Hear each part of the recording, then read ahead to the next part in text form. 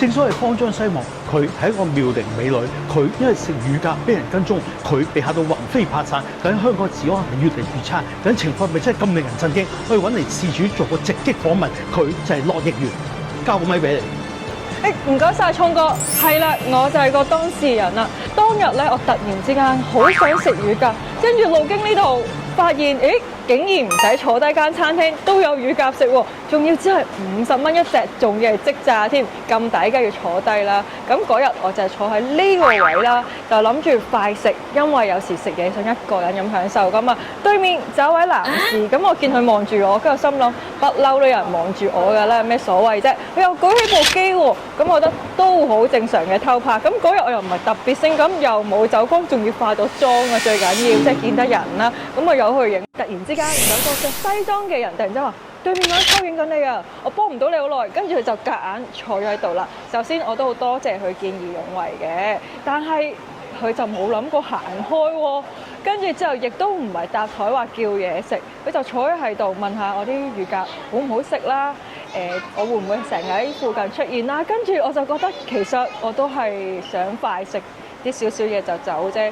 跟住佢仲要問唔同嘅問題，跟住我答單字，佢都繼續坐喺度。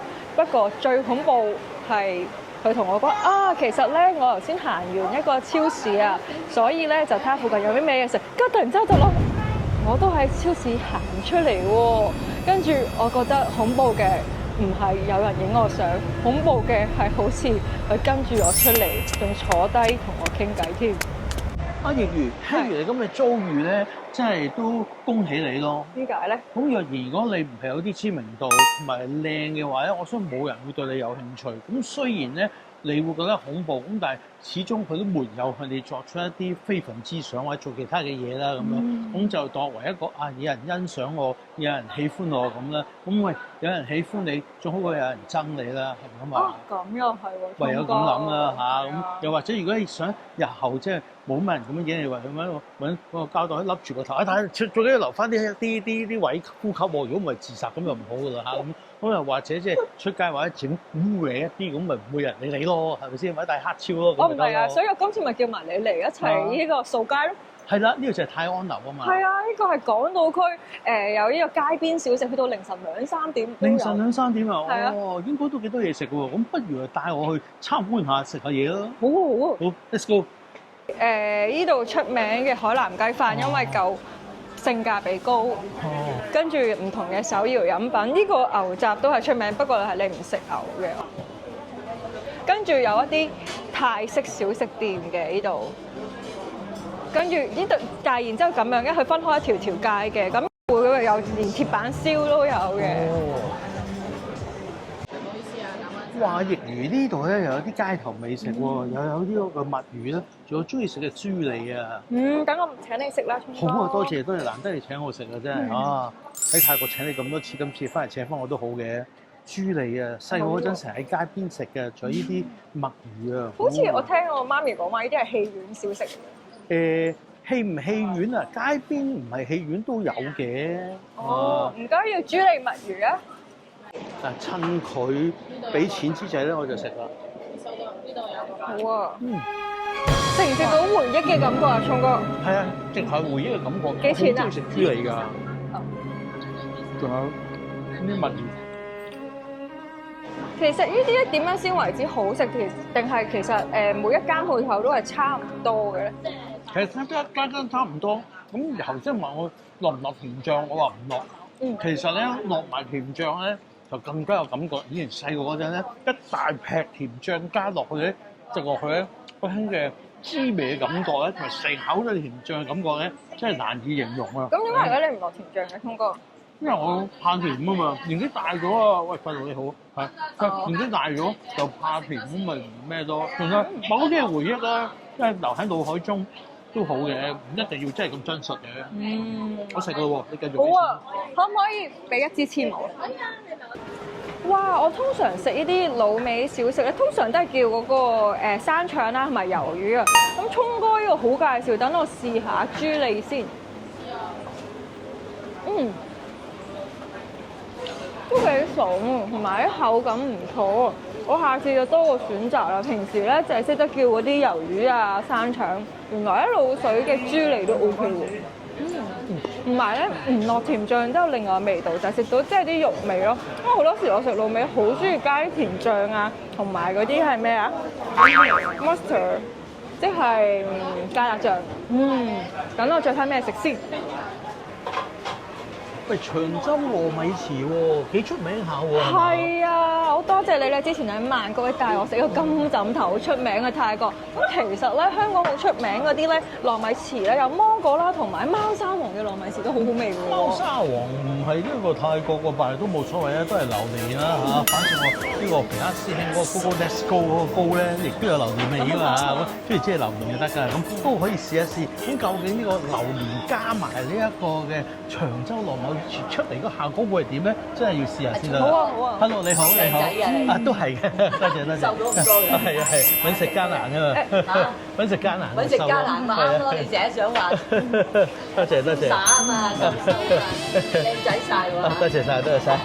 拜拜啦。拜拜拜拜，都唔知點答好真係。佢最出名係芒果，咁買兩隻啊，定係一個好咧？你覺得？兩張哦好係咯。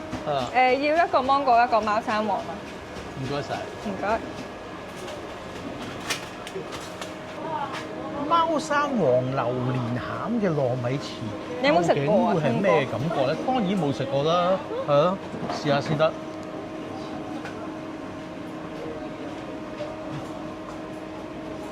哇！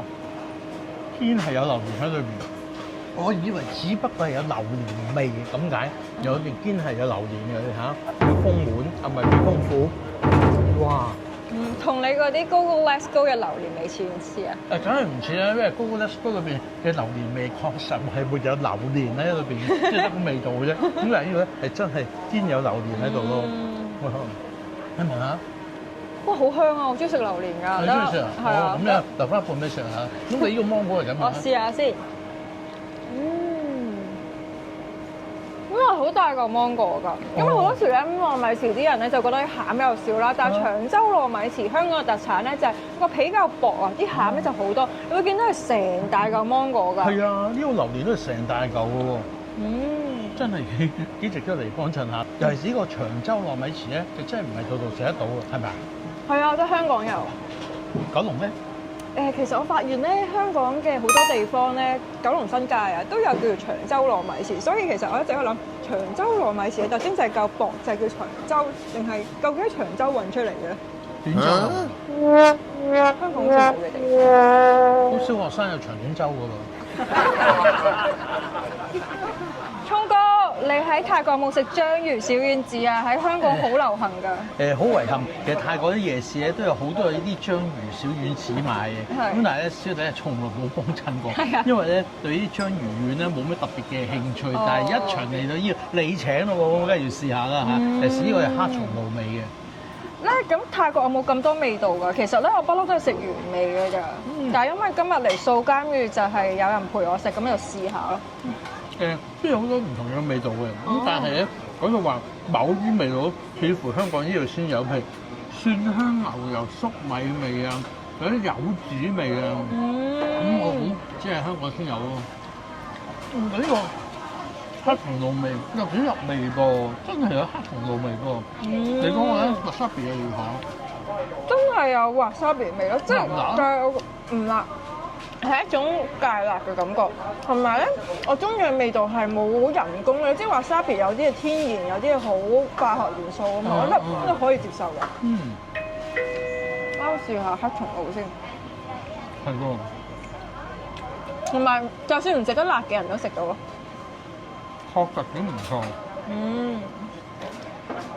怪唔知得香港人咁中意食呢個墨魚章魚小丸子啊嚇。同埋我今日都試咗啲唔同嘅味咯，因為我好多時咧都係去一啲日資百貨嗰啲咧食原味咯。我最中意食好多嘢都係原味，譬如雞蛋底、雞蛋仔啦，我都係食原味。原汁原味啊嘛。係啊。你中意邊個味多啲啊？我中意黑松露多啲。咁你平時食嗰啲咩意粉啊、炒蛋咪中意食黑松露咧？一時時啦，睇心情啦。哇！住喺泰安樓嘅人都幾幸福喎，隨時落嚟都有嘢食，係啊，我覺得個好處係咧，你諗唔到想食咩，落到嚟兜個圈咁執啲 idea，因為呢度真係有太多唔同款式嘅，台灣啊、泰國啊、呢個中國各地嘅小食都有。仲有藥食添喎，呢度有間診所。咦？呢啲咪叫做香港嘅兩餸飯係嘛？係啊，泰國有冇㗎？係泰國有㗎，不過咧食嘅當然唔係呢啲嘅食物啦，食啲泰式嘅食物。香港嘅食物睇落嚟都幾豐富喎，而且種類繁多喎。話時話我都想食，但係聽人講咧，通常咧呢啲兩餸飯咧係方便大家較為簡單同埋便宜去食。咁如果佢哋幾個一日走去食實，會唔會將人哋嘅風格咧？你食到人哋啲餸嚟嘅，雖然食佢咪冇咯，咁所以我都唔係好敢去食。雖然我都好想食。啊，聰哥，你真係細心幫埋其他人諗，但我相信咧，佢哋係有充足嘅貨源，又隨便揀。咁又係，咁一餐由你請啦。OK。聰哥，你飲緊咩啊？我都唔知啊！頭先問嗰個靚仔，佢介紹呢個俾我，個名叫鐵觀音烏龍拿提。咩叫拿提咧？我又唔好意思問咩叫拿提。你知咩叫拿提啊？Latte 咯。即係咖啡嘅一種。Latte 其實咧意思咧係有奶嘅咖啡嘛，咁佢而家係就用茶底咯，鐵觀音同埋烏龍茶咯。你覺得呢個 combination 點啊？呢個 combination 幾獨特咧，幾特別咧，有鐵觀音，有龍井，有 Latte 喎，應該淨係香港先飲到㗎啦嚇。包唔包唔到啊？如果呢啲你奶太多，又諗唔到茶味㗎咯喎。我冇諗咁多，我覺得又唔太甜，都幾好飲，幾得意啊！你呢個咧，你個咩？呢個係提子沙冰。哦。係因為咧頭先食咗啲嘢，覺得好似唔知係咪有啲味精，所以咧令到我覺得要飲翻啲嘢解渴下，所以就唔揀。有提子味。有提子味，不過沙冰嘅。沙冰會水嚟㗎嘛，你要加啲果汁先有味㗎。係沙冰水嚟嘅，咁又唔應該有味嘅。